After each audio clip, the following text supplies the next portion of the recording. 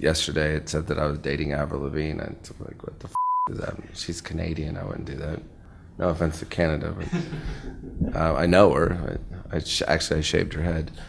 But yeah, I don't. You never know where these stories come from. Sometimes they have some sort of valid truth to them. Did I Avril Lavigne? Who knows? I can't remember. Chances are no. Sorry, Avril. No, just rumors, stories. I'm used to them. I got my ribs removed. I was on the Wonder Years. It's all, there's a different story every day. Sometimes I think that they should be more creative. I would like it to be, something unusual. Like Marilyn Manson had to go to the hospital because he was trying to stuff his pee into a Canon camera because he couldn't find a lens. That would be something that I would do. Okay. Snorts off of an infant's cheating, changing. Am I deaf or dead? Is this constricting construction or just streets with rusty signs? It's hard to use a phrase like "we don't give a what people think." That's not accurate. I give a about what certain people think, but I'm not controlled by what people think. Otherwise, then you start censoring yourself and you start being someone you're not. And that was a problem that being on a previous record label with Interscope, it started to really with our heads and make us not really know what we're supposed to be, what we're best at. And this was just a matter of just doing what we're best at.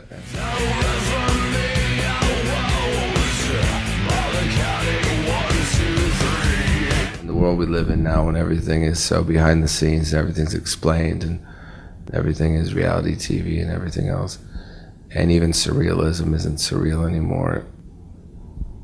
Confusion is the only form of communication that is worthwhile. Chaos and confusion. I've never tried to be shocking, but it doesn't mean nonsense, but it just means confusion. If you're able to cause a question mark, that's really the most powerful thing to do. With the inspiration of Dali and Buñuel and Ingmar Bergman and Roman Polanski and David Lynch, these are all directors that made impactful films with impactful soundtracks that leave you wondering at the end of it. And it leaves you talking and it leaves you thinking. And these are the movies that have resonated, and I go back and I watch them again and again and again.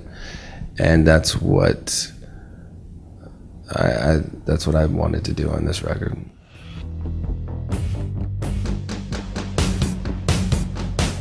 Show myself how to make a noose, guns cliche, and a razor too. I'm not a death trap vacation, vacant station.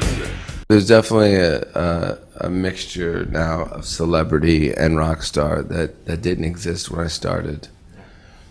Now, there always has been celebrity, but there was, I guess, stars, and then, there was never the era of people being famous for nothing, or being famous for just, looking stupid on YouTube or something like that. But I'm not knocking that. I'm just saying it was a different era when I started. But in some ways it wasn't, because that's the very essence of Charles Manson, Marilyn Monroe, because Charles Manson became a complete icon for being a criminal. So in some ways it's just a different form. It's an evolution of the culture. But a lot of friends of mine that are musicians or directors, they get really frustrated and they think, oh, well, I hate this iMovie or GarageBand because anyone can make something. And I think the exact opposite. Well, that's perfect because, well, there's always been a f***ing piano and a guitar and a microphone. So anyone can always have made something.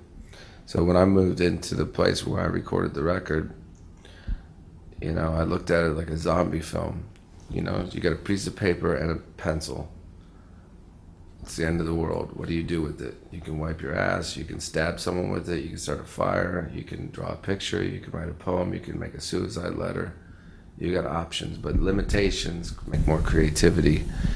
And I think, so with all the options of how to create things, it doesn't make you someone with personality. It just gives you options. But the options have always been there.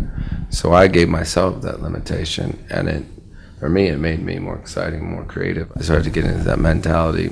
And maybe it became then living by myself for the first time in my whole life for about a year, and deciding why and how I wanted to have relationships of whatever sort.